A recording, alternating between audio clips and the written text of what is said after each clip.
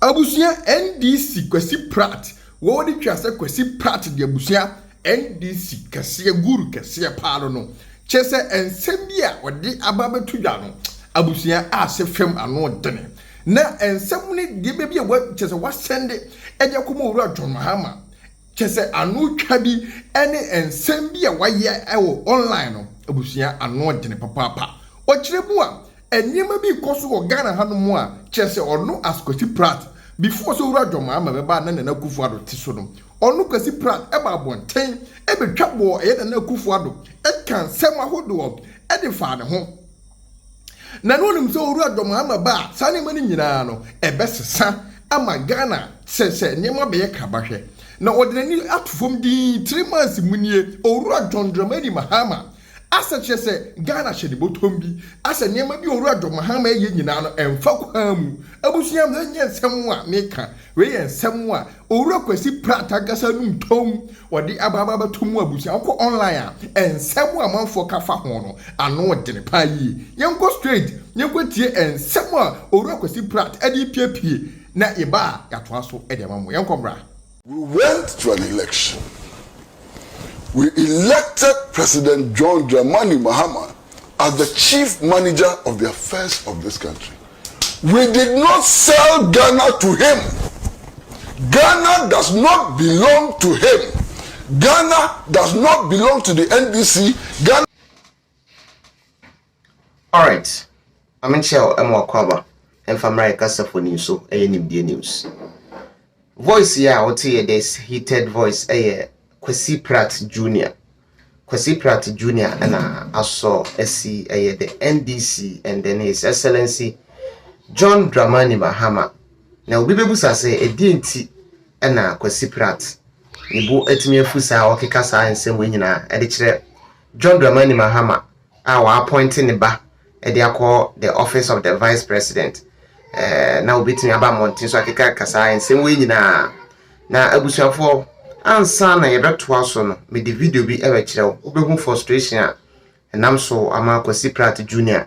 Nibu etimi afusa otimi ekeka sa ensem we e de kire John Dramani Mahama ene eye NDC amanyoku no video a wo hwe eye Tano River abusuafo so kopiemu e Tano River during the reign of Nana Addo Dankwa Akufo-Addo NDC for ko ho kosi sensu a wo mkire se amanfo eye galamsey na eho na Ghana fo bibre na SOC eye NPP amanyoku no ene emu nipa bi se omu ene etu galamsey no fast forward yato abayi na Nana Addo Dankwa Akufo-Addo ne NPP abane free so ukopiemu a this is the forest of Tano closer to the banks anti free Tano no ho de akwakosi ba bia o ye galamsey na untu naidu and amoma akoma akudu obeto what they say and they have no mercy, all right, for the vegetation and even the land plants and so no crowd already so na there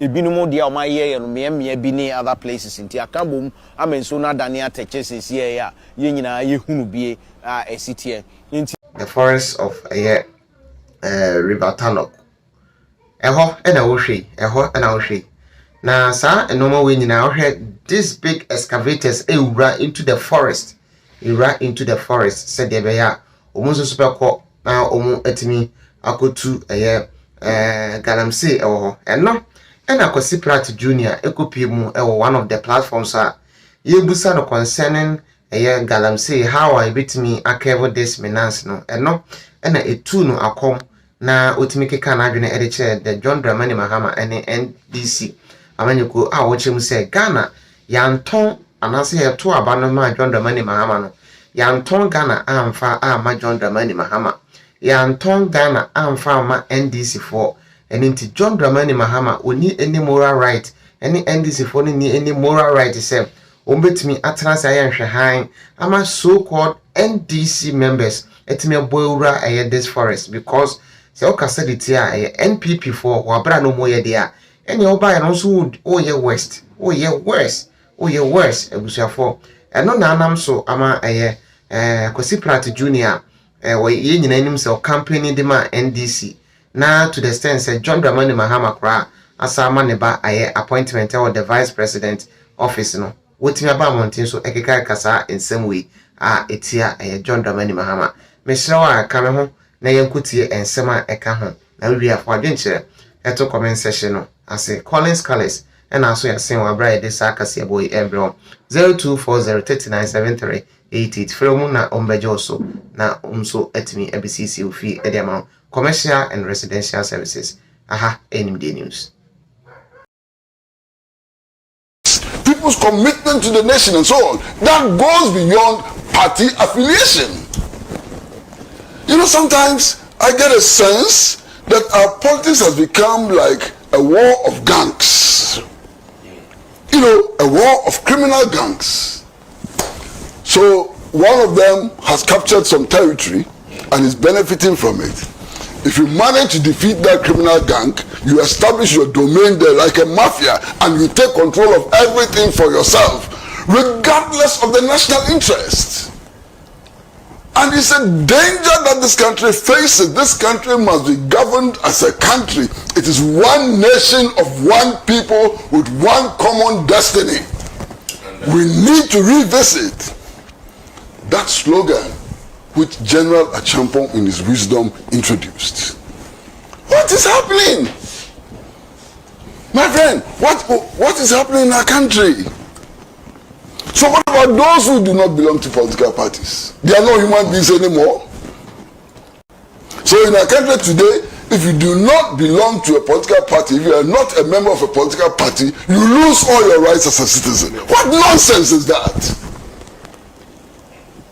And then, so what? You know, we help you to win election and therefore we have an entitlement. You have what entitlement? This country, and Senna, listen to me very, very well. We went to an election. We elected President John Dramani Mahama as the chief manager of the affairs of this country. We did not sell Ghana to him. Ghana does not belong to him. Ghana does not belong to the NDC. Ghana did not belong to the MPP, and Ghana would never belong to the CPP. What we do when we go for elections is that we elect managers, and they are supposed to manage this country on behalf of all the citizens of the country. If they fail to do that, they cease to qualify as governments.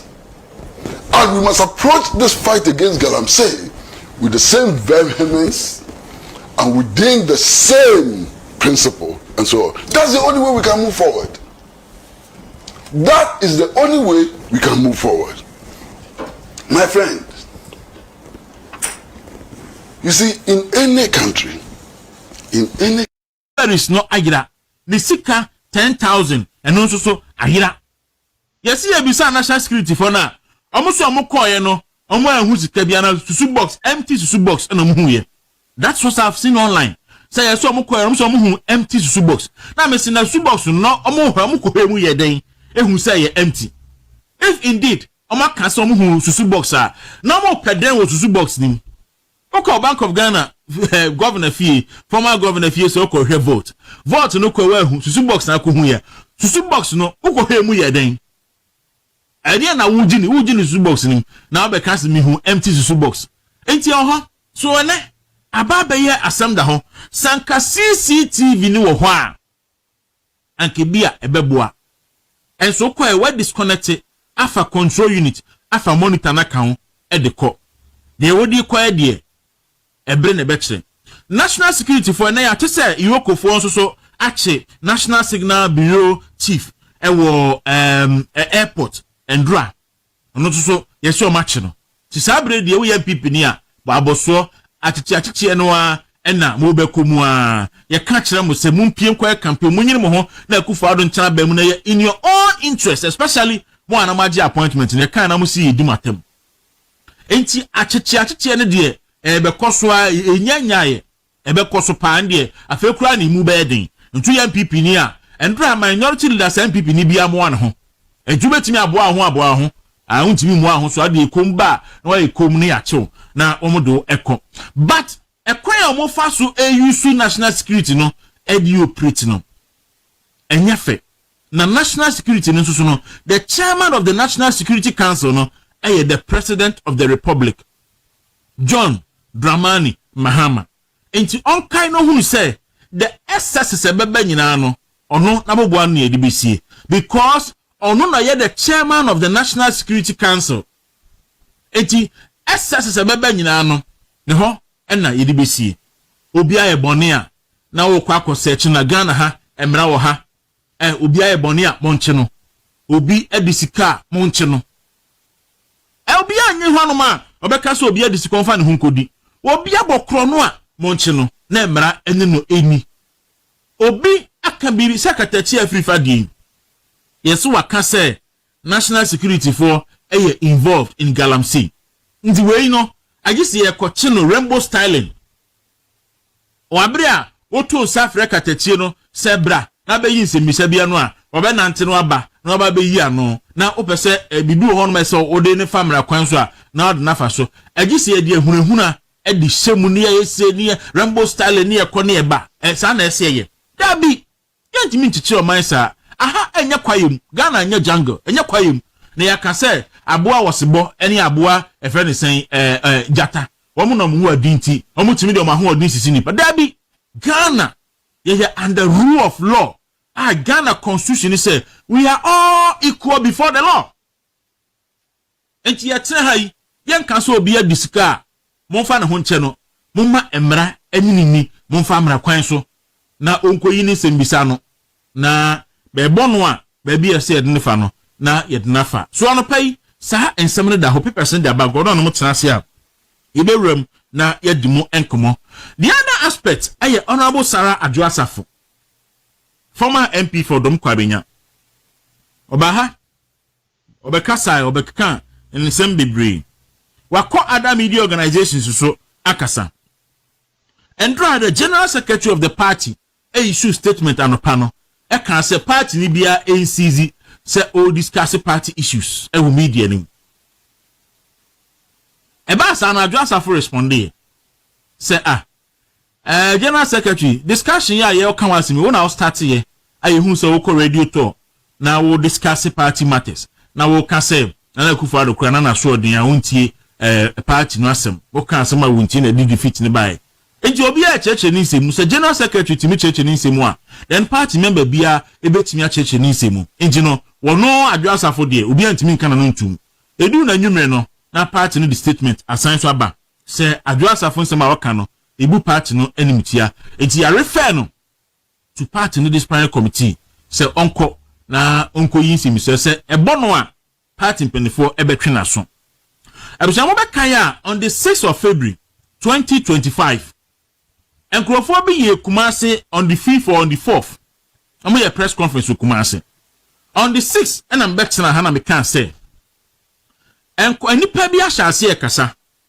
ek kansa mo a emwa party ni unity na sa enkrofo no omo ye ordinary party members tiedi ye men kan so bi ye party member onim yansa but ordinary party member no wo twe na so a enya den enti ordinary party members no ahya ase ekeka sansem no mon panifo entwe wo mo aso se de ebeya ebeya nse